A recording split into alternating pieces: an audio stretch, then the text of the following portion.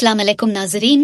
सुकून की आने वाली किस्त में ऐना रजा से मिलने इसके एड्रेस पर बस में सवार है कर जाएगी, क्योंकि ऐना की उस्मान के साथ मंगनी हो चुकी है, जल्द शादी होने वाली है। लेकिन इना की माँ और बहन किसी सूरत नहीं चाहते कि इसकी शादी उस्मान के साथ हो, इसलिए इना की माँ उसे रजा से राब्ता करने को कहती है, लेकिन रजा का फ़ोन नहीं मिल रहा होता।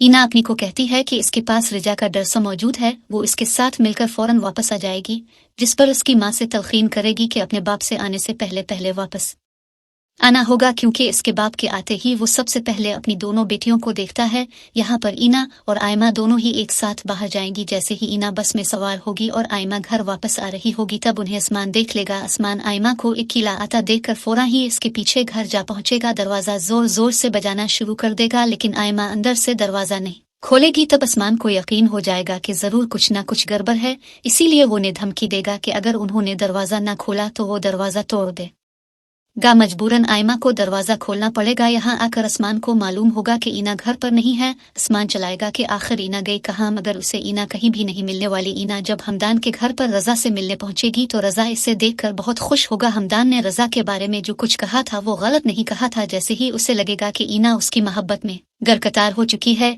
इसकी दिलचस्पी इना में बिल्कुल खत्म हो जाएगी। तो दूसरी तरफ आसमान के फोन करते ही महमूद साहिब के घर पर आ पहुंचेंगे। वो अपनी बीवी से जब इस बारे में पूछेंगे कि उनकी बेटी कहाँ गई, तो आगे से वो खामोश रह जाएगी। महमूद साहिब वसी में चलाएंगे। जब वो आयमा के कमरे में जाएंगे तो आयमा का गला ही दबा लेंगे कि वो बताए कि इसकी बहन कहाँ गई है। इसकी इज्जत का जनाजा निकालने के लिए इन दोनों बेटियों ने मिलकर क्या खेल खेला है। महमूद साहिब इतने परेशान होंगे कि अपनी बीवी तक के आगे रो पड़ेंगे कि मर्द जब घर से बाहर निकलता है तो वो अपनी इज्जत साथ लेकर नहीं जाता, बल्कि घर में मौजूद अपनी बीवी और बेटी के कदमों में रख कर जाता है। जब रजा का असली रूप देख लेगी तो बहुत परेशानी की हालत में घर से बाहर निकलेगी। यहाँ पर हमदान उसे तसल्ली देगा। इना जिस तरह टूट फूट चुकी होगी वो इसे लेकर उसके घर पर वापस आएगा। घर में तो पहले ही बहुत हंगामा मचा हुआ होगा। जैसे ही इना वहाँ पहुंचेगी महमूद साहिब का खसी से बुरा हाल हो जाएगा। वो इना को हमदान के साथ आता देखकर उसे घर में बर्दाश्त नहीं कर पाएंगे। इसका हाथ पकड़कर इसे बाहर निकलेंगे, इसे धक्के देंगे कि वो जहाँ से आई है वहीं पर वापस चली जाए। आसमान